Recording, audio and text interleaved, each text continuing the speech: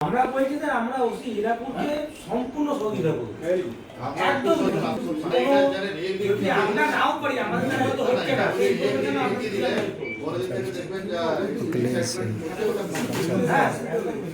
অনেকে অনেক কিছু ঘটনা ঘটিয়ে দেওয়ার পরে না পরে আফসোস করে জানেন তো পরে আফসোস করে লাভ নেই।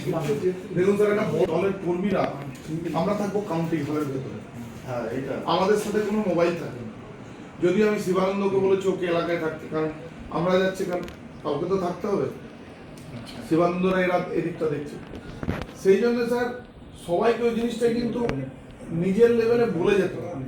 তুমি যদি কিছু অশান্তি করো তার দায় কিন্তু ওইটাই তোমার। বললাম যে আপনি এখান থেকে গিয়ে আবার বসে রইলেন ঘরে হবে না। স্যার একটু দেখে নিন আমার লোক, তখন কিন্তু উল্টো দিকের লোকরা আবার দেখে নেবে, না এটা হবে না, এটা আপনাকে আমি জানি। তখন একটা প্রতিবাদ হবে স্যার।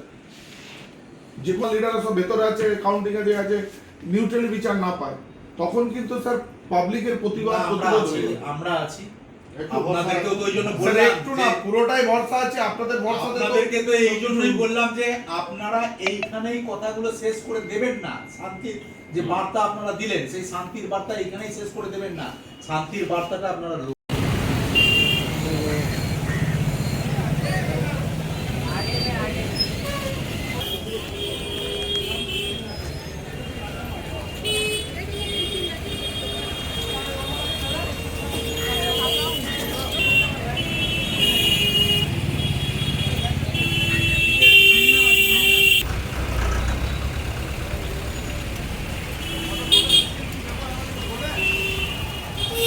मांग रखी है, डिमांड रखी है। हम लोग यही रखे हैं कि ऐसा जो करता है उसका ऊपर कानूनी सख्त से कार्रवाई किया जाए।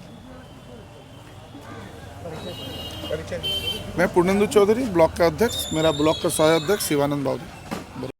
নিজেদের স্বার্থে যদি কি হয় তাকে পরিষ্কার তার দায়ী সে ব্যক্তিগত, সে ব্যক্তিগত। ঠিক আছে, থ্যাংক ইউ। আমি একটু ঢুকছি দেরি করে এসেছি।